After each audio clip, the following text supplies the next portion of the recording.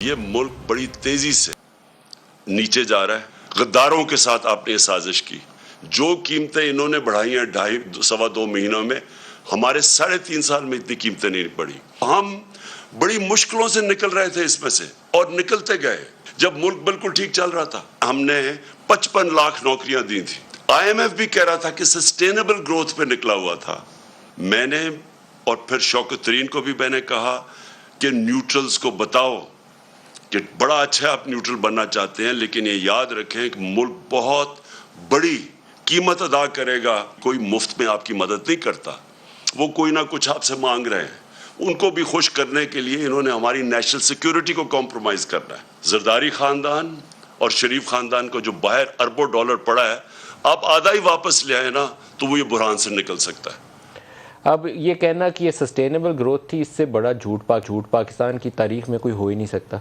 क्योंकि ये सस्टेनेबल होती तो इसके साथ पीछे 5,500 अरब का 5,500 अरब की बात कर रहा हूँ, 5,500 रुपये या लाख की बात नहीं कर रहा। 5,500 अरब का एक ही साल के अंदर बजट डेफिसिट ना होता। अब डेफिसिट करते जाएँ और कंजम्पशन करते जाएँ तो आपकी ग्रोथ तो नज़र आ जाएगी 13-14% इन्फ्लेशन के साथ, लेकिन साथ गरीब को मारने के लिए हमने बुनियाद रख दी होती है। वो बम फटना ही होता है, 6 महीने बाद फटे या साल बाद फटे तो बम फटना ही फटना।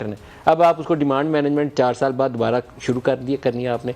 इससे बड़ी नालायकी की कोई किसी मुल्क की मिसाल नहीं हो सकती कि हम 3-4 साल के बाद, हर 3-4 साल के बाद डिमांड मैनेजमेंट करते हैं, इसलिए कि हम करंट अकाउंट खसारे में फंस गए। निकलेंगे कैसे?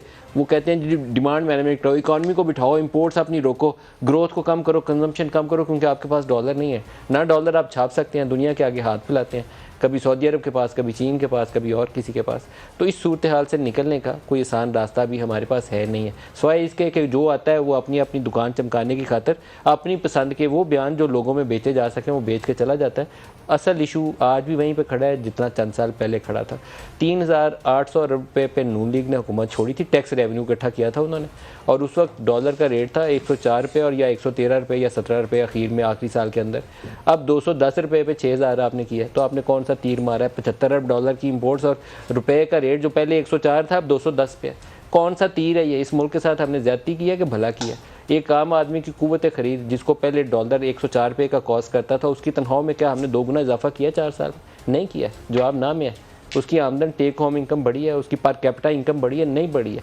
तो कैसे इस दलदल से पाकिस्तानियों को निकालेंगे? ये सबसे बड़ा मेरे ख्याल में इम्तहान है हर एक शख्स के लिए जो पाकिस्तानी कौम का खुद को लीडर कहलाता है।